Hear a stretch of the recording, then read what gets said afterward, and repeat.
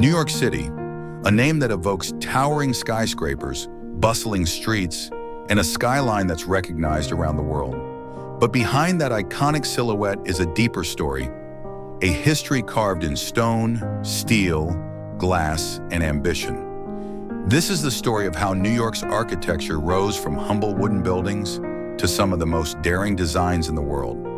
It's a story of immigration, innovation, destruction, and rebirth, all told through the buildings that shaped the city's identity. Let's rewind the clock to the early 1600s. Before Times Square, before Wall Street, there was New Amsterdam, a Dutch trading post on the southern tip of Manhattan Island. The architecture of this period was purely functional. Dutch settlers built small homes with gabled roofs and brick facades, modeled after the buildings of Amsterdam. Narrow streets like Stone Street still follow the original Dutch layout, offering glimpses into New York's earliest days.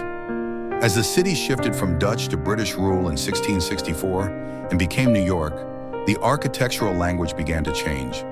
The British influence introduced Georgian-style buildings with symmetry, brickwork, and classical detailing. By the late 18th and early 19th centuries, New York was growing into a commercial hub. The new American identity was reflected in its buildings. Federal and Greek Revival styles became popular, especially in areas like Lower Manhattan. These buildings were characterized by tall columns, triangular pediments, and a sense of elegance rooted in the ideals of democracy and progress.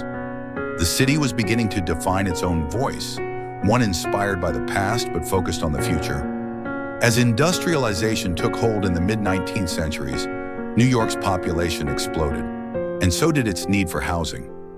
This era saw the rise of the iconic brownstone townhouse, especially in neighborhoods like Brooklyn Heights, Harlem, and the Upper West Side.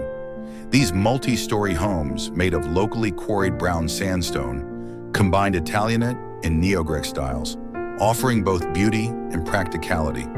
They remain some of the most beloved residential buildings in the city today.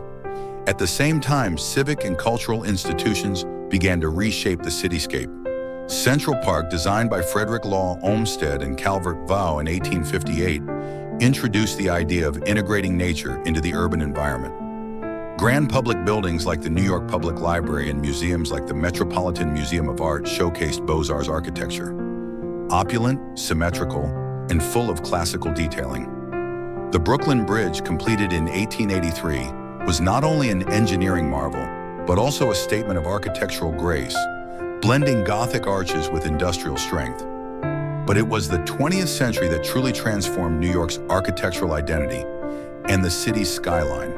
The invention of the elevator and the steel frame revolutionized urban construction. Buildings could now rise to unprecedented heights. In 1902, the Flatiron Building became one of the city's first skyscrapers, a steel-framed, wedge-shaped tower that defied traditional form.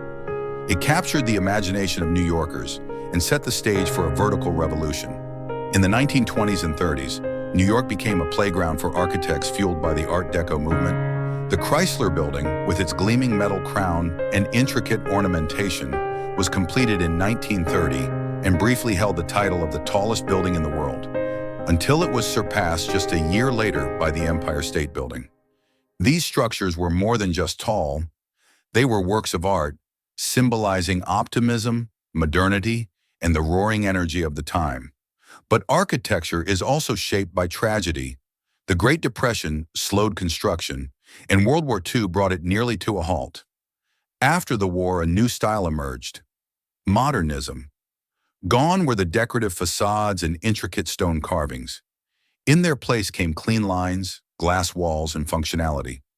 The international style took hold, most notably with the United Nations headquarters in 1952 and the sleek corporate towers of Midtown Manhattan.